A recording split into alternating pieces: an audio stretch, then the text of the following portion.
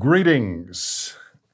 There are a lot of things I have no idea about in the future. There are some things I'm quite confident of. Humans are going to exhibit amazing resilience, amazing nastiness, all kinds of emergent responses. But one thing I'm very sure of is that no matter what happens in the future, humans will continue to innovate and create and invent and problem solve.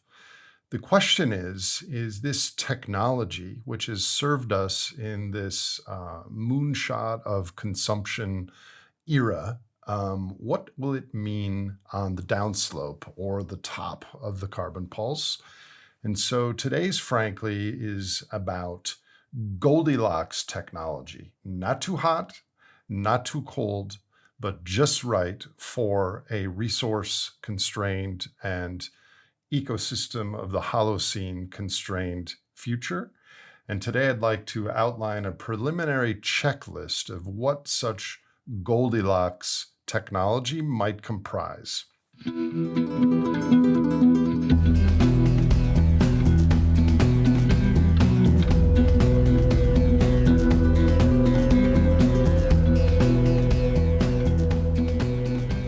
So in the current world, there's basically a simple rule for innovators and entrepreneurs and venture capital people out there, which is revenues minus expenses is greater than zero, then that's profit. And if you can do that at scale, meaning that people demand and will pay a price for your product, that's the incentive to create something in the marketplace. That is what our system has followed for a very long time. So if you believe the conventional narrative that growth is forever, technology can overcome any shortage of resources via the price signal and innovation, and that the environment and Earth's natural systems and other species don't really matter, then this equation and the resultant inventions makes sense. However, and as many of the followers of this show understand, if you believe that we humans are connected to every other living thing on this planet, of things that are alive today or that will live in the future, we have exceeded or are about to exceed many of Earth's boundaries that keep the ecological stability of the Holocene. Most of the natural resource inputs into our economies are non-renewable on human timescales. And humans can live well with a fraction of today's per capita resources consumption in the West. If you believe that narrative, then it suggests that our technological inventions in the future are going to have to take on a different categorization and maybe follow different rules. Okay, so let's break this down a little bit. First of all, let's assume aside for the moment the five horsemen of the coming decade, which is the financial bend or break moment, which feels closer than it did this week, the geopolitics, the complexity, the social contract, and the breakdown of the environmental stability of the Holocene. Let's set those aside for the moment, and let's look at what should business people and investors and inventors be doing? What would a checklist look like for appropriate technology, what I refer to as Goldilocks technology? What would that be? Well, first of all, it's not only in your jurisdiction and your responsibility as inventors, as venture capitalists, as technological tinkerers. You don't have this all on your shoulders. There are some things upstream that have to happen. So let's look at this equation again. Revenues minus expenses greater than zero. So upstream, revenues depend on sales. Sales depend on humans demanding things. So revenues would equal sales times prices plus subsidies. Sales are dependent on marketing and what humans choose to consume, choose to use. That has to do with our values, our consciousness, what we think about our consumption decisions, etc. Prices are, of course, wrong because we're pricing these things as if they were interest, but they're really capital, and we're not including the prices of externalities at all.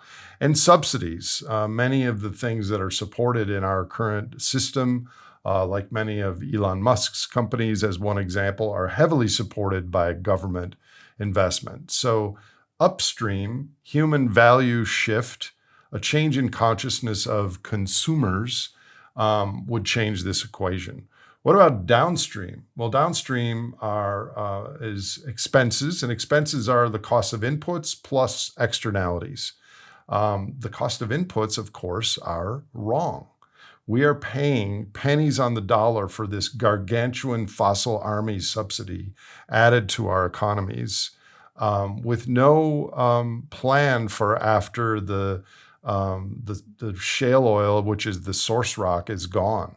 What will your children and grandchildren use for energy to power their car in 30 or 40 years, or 15 years? And externalities.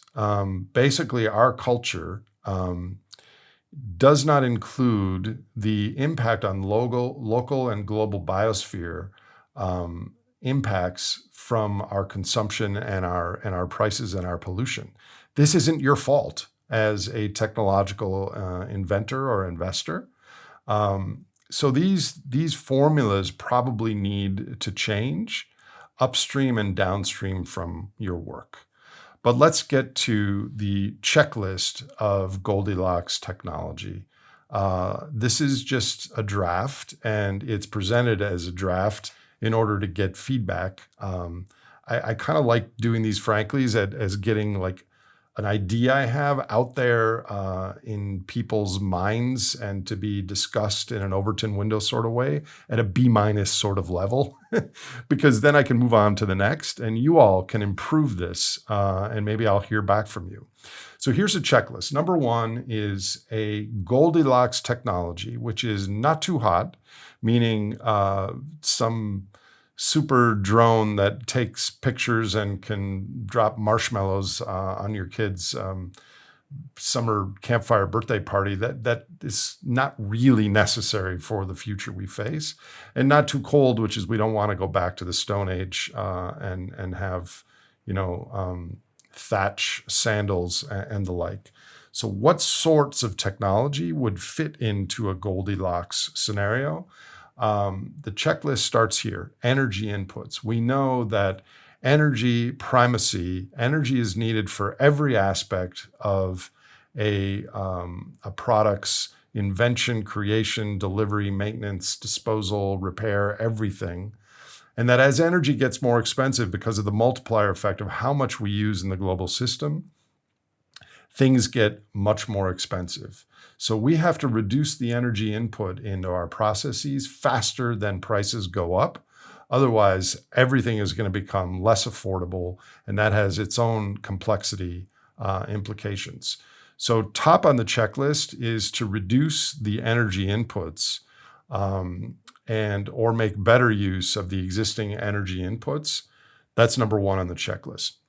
Number two is especially seeing what's going on in the world with the move towards a multipolar world and disruptions in supply chains, and we don't know what's going on in the Middle East, et cetera, is that the supply chains for key inputs should increasingly be local and regional as opposed to global.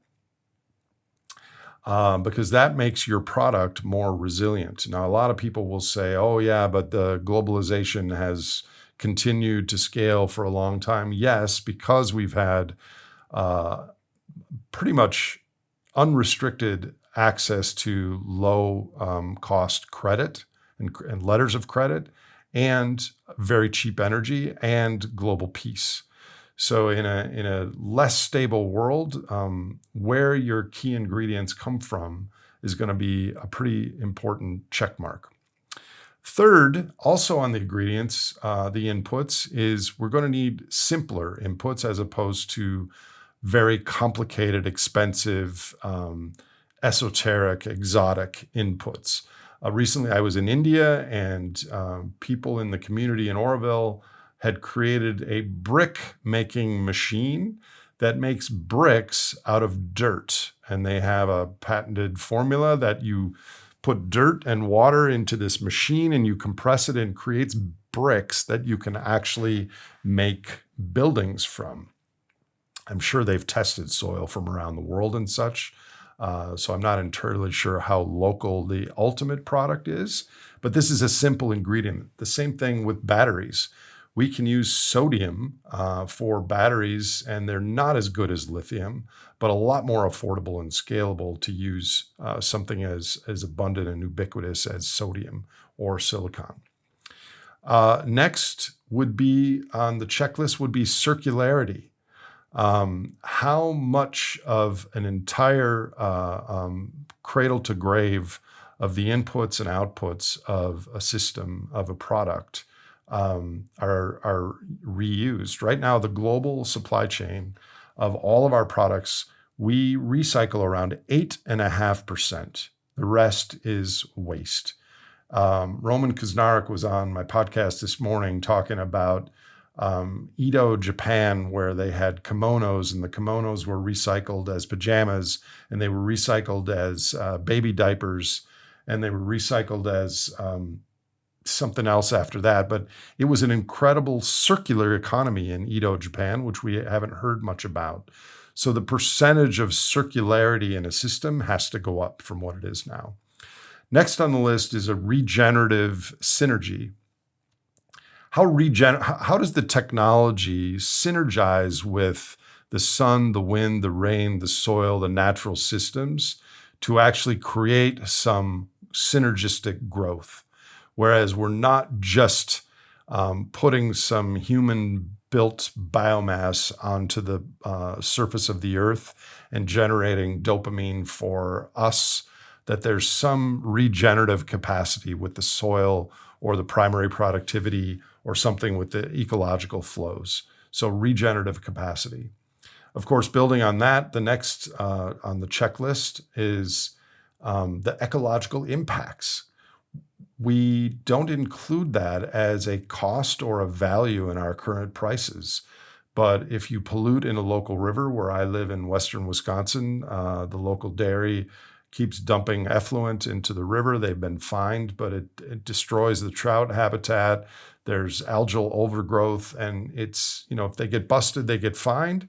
But think about the ways that on a local, a regional, and a global basis, we are damaging the ecosystems where we live because we don't have their impacts or their values in our prices. So ecological impact is also on the checklist. Next would be, when we solve a problem, are we creating other problems? Daniel Schmachtenberger, in his Naive Progress podcast a few months ago, talked about yellow teaming, which is when you invent a new product, you should ask yourself, what would be the first order or the second order negative impacts of introducing this product into the marketplace? Now, I think you can't do this too far, because if you imagine all of the negative impacts, we would just never leave our houses and invent anything. But I think if there are any ostensible, obvious negative reverberations from the introduction of some technology, we should anticipate that in the boardroom and the engineering table as we invent it. Next would be on the checklist of Goldilocks Technology, is the tech affordable and scalable? Because there is a huge difference between technology being able to be built and it being affordable and scalable. Because a lot of the gadgets and flying cars and such are only going to be helpful to a small portion of humanity. Technology should be useful and affordable and scalable. Which leads me to a related point, is, and a really important one, would the tech in question be relevant to the futures we face? Is it relevant to a resource and material and energy constrained, more local future that has hotter temperatures, higher standard deviation of drought and flood, and global disruptions periodically of supply chains and other things. So we have to consider the use factor of the technology. Maybe a hierarchy would be basic needs, the betterment of life, novelty, and then at the top, when I was growing up, my parents used to go to antique sales all the time, and they would refer to something lovingly as QUE, which stood for junk, fancy junk, JUNQUE. So there's a lot of things that we make in our global economy right now. I'm thinking of all the trinket stores, and when you get off the plane in New York City and things like that, there's so much crap that we literally are mining the earth and turning billions of barrels of ancient sunlight plus important non-renewable materials into, microliters of dopamine and ephemeral feelings. So I think the use case for Goldilocks technology is for basic needs and the betterment of life. Last but not least, is we have a valueless system right now that as long as revenues minus expenses is greater than zero, that is an acceptable outcome for the global market system, and we just assume that that's okay. So if we can somehow change the upstream and downstream rules or guidelines for this equation to equate to something more of a wide boundary profitability that recognizes an earth-centered, not only a human-centered culture, and recognizes that all of us and our descendants are pretty much screwed unless we change the behaviors writ large and respond to events in a more cohesive, earth-friendly way in coming decades. So the last on the list would be a wide boundary profitable. So these are 10 initial boxes that we could check. And of course, not every Goldilocks technology will check all of these boxes. Maybe they'll check 3 of them green and 5 will be in yellow and a couple will be red. I think the importance now is to imagine such a list and get the directional aspirations right and move in that direction. So, given that, what are some closing questions about this that I'll pose to you, the viewer? Revenues minus expenses is our current market metric, but it actually is our biological driver as well. Optimal foraging theory, animals in nature, of which humans are one, we like to invest a little and get more in return. So what percentage of our optimal foraging instincts is biological versus what percent is cultural? Like how much could we change that equation towards wide boundary profitable? How would Goldilocks technology of the type I've listed here coexist with the economic superorganism, which maximizes power, profits, social hierarchies, and growth without caring about these other things? Could it be like in the movie Contact, the second alien machine built in Hokkaido, Japan, that's running concurrently with the economic superorganism? How would that look? Could education and marketing change any of the demand side that goes into revenues minus expenses? Could some new earth-centered marketing campaign shift some of the things I've brought up in there so that green Goldilocks tech becomes more likely? What other things should be on this list? I've offered 10. Can you think of others that should be included? And how would such a checklist, how would such a framework come about? Of course, I don't know, which is why I'm doing this, frankly, to send it out into the pro-social universe of thinkers in service of life. So that's it for today. Goldilocks technology. Let's talk about it. Talk to you next week. But wait, there's more. please subscribe to our Substack channel in the link below.